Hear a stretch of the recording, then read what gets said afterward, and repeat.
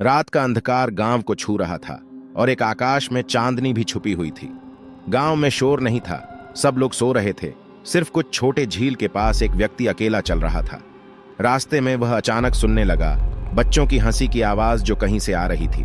वह इधर उधर देखने लगा, पर वह किसी को नहीं देख सकता था। हंसी बढ़ती जा रही थी और उसका मन अचानक सिर्फ एक ही सोच पर गया।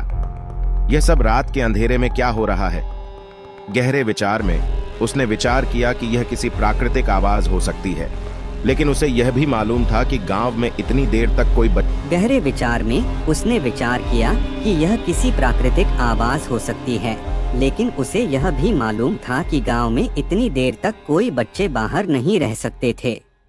वह अपने घर की ओर बढ़ता हुआ गया और वहां पहुंचते ही हंसी रुक गई। वह अपनी बेटी के कमरे की ओर बढ़ता है और वहां देखता है कि उसकी बेटी सो रही है।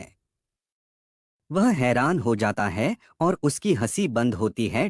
बेटा तू यहाँ कैसे? उसने गुमान में अपनी आंखें मारी। बेटी ने मुस्कान के साथ उत्तर दिया, पापा मैं यहीं हूँ, हमेशा हूँ।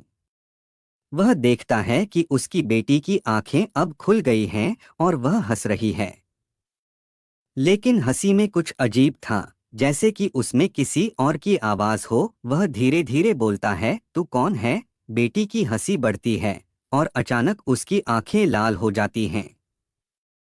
हंसो पापा हंसो। वह घबरा जाता है और पलट कर देखता है कि उसकी बेटी का चेहरा अब विकृत हो गया है और उसने खुद को देखने की कोशिश कर रही है, लेकिन वह अब एक राक्षस की तरह दिख रही है।